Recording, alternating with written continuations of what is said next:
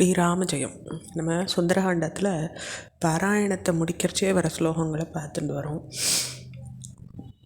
அதில் எப்பையும் மங்களத்தை கொடுக்கட்டும் தோள்வளை படித்தவனே, ருதுக்களும் தீபங்களும் வேதங்களும் உலகங்களும் திசைகளும் எப்பையும் உனக்கு மங்களத்தை அளிக்கட்டும்ன்ற ஸ்லோகத்தை பார்த்தோம். மங்களாணி மகாபாகோ திசந்து தவ சர்வதா.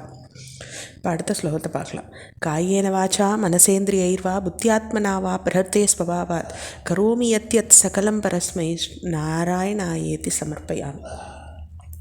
நான் என்னோடய சரீரத்தாலோ வாக்காலோ மனசாலோ கர்ம இந்திரியங்களாலேயோ இல்லை ஞான இந்திரியங்களாலேயோ இயற்கையின் இயக்கத்தாலோ எதை செய்கிறேனோ அது எல்லாவற்றையும் பரமபுருஷனான நாராயணனுக்கே சமர்ப்பிக்கிறேன் அப்படின்னு இந்த ஸ்லோகம் ரொம்ப வசத்தியாக சுவாமியை வேண்டிக்கிறதுனுடைய காட்டுறதை சொல்கிறது. அடுத்து சீதாராம ஸ்தோத்திரம். அயோத்தியாபுர நேதாரம் மிதிலாபுர நாயிகாம் ராகவானாம் அலங்காரம் வைதேகானாம் அலங்கிரியாம். அயோத்திபுரிய ஆள்றவரும் மிதிலாபுரி நாயக்கரும் அந்த நாயகியை தரிச்சுன்னு இருக்கவரும் ரகு குலத்தை அலங்கரிக்கிறவரும் விதேக மன்னரின் குலத்தை அலங்கரிக்கிறவளுமான சீதையே. ரகூணாம் குலதீபம் ச நிமீனாம் குலதீபிகாம் சூரியவம்ச சமுத்பூதம் சோமவம்ச சமுத்பவாம். ரகுகுலதீபம் நிமிகுலதீபம் சூரிய வம்சத்தில் உதித்தவர், சந்திர வம்சத்தில் உதித்தவள். அதாவது சுவாமி ஸ்ரீராமச்சந்திரர் சூரிய வம்சத்தில் உதித்தவள், சீதாதேவி சந்திர வம்சத்தில் உதித்தவள். 2 பேருக்கும் கல்யாணம் ஆயிருக்கு அப்படின்றத இந்த ஸ்லோகம் சொல்கிறது. புத்திரம் தசரதஸ் யாத்தியம் புத்திரீம் ஜனக பூபதே வசிஷ்டானாம் அதாச்சாரம் சதானந்தாம் அதானுகாம். தசரத புத்திரர் ஜனக மகாராஜனுடைய புத்திரி, வசிஷ்டர் சொற்படி நடக்கக்கூடியவர், சதானந்தனுடைய சொற்படி நடக்கக்கூடியவளா தேவி இருக்கா அப்படின்றத சொல்கிறது. கௌசல்ய கர்ப்ப சம்பூதம் வேதி கர்ப்போதிதம் ஸ்வயம் புண்டரீகம் விசாலாட்சம் ஸ்புரதிந்தி வரேக்ஷணம். அதாவது ஒரு லைன் ராமரை வர்ணிக்கிறது, ஒரு வரி சீதாவை வர்ணிக்கிறது. இப்படி தான் இந்த ஸ்லோகங்கள் பூரா இருக்குது. முதல் வரி ராமரை பற்றி சொல்லும்பொழுது கௌசல்யா கர்ப்ப சம்பூத்தம், கௌசல்ய கர்ப்பத்தில் தோன்றினவரே. வேதி கர்ப்போதிதாம் ஸ்வயம், யாகசாலையில் உதித்தவள் தேவி. அதாவது அவள் எந்த கர்ப்பத்துலேயும் இல்லை, ஜனக மகாராஜனுக்கு யாக வேள்வியில் கிடைச்சவள்.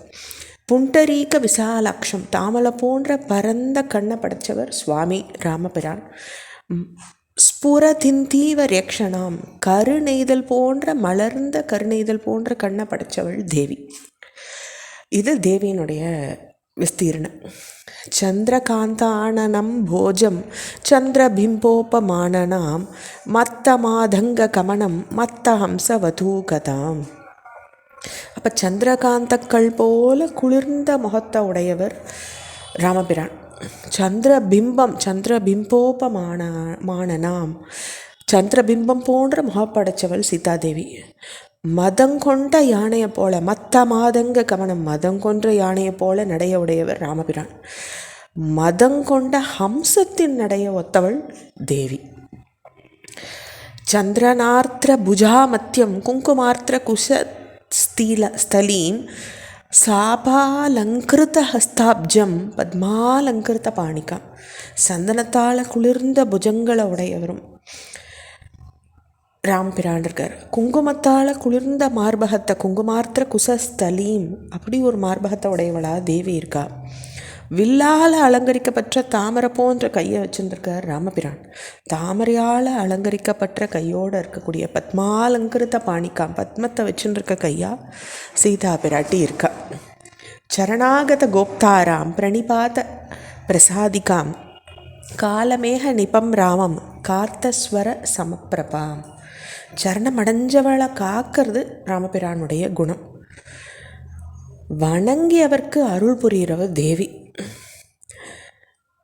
காலமேக நிபம் ராமம், ராமர் எப்படி கரிய மேகம் போன்ற அழகானவர், பொன் போல ஒளிரக்கூடியவள் தேவி. கார்த்தஸ்வர சமப்பிரபாம், அப்படி பொன் போன்ற ஒளிரக்கூடிய தேவி அலங்காரத்தோடு இருக்கா அப்படின்னு சீதா பிராட்டி வர்ணிக்கிறது இந்த 7வது ஸ்லோகம். தொடர்ச்சியை நம்ம அடுத்த பகுதியில் பார்க்கலாம்.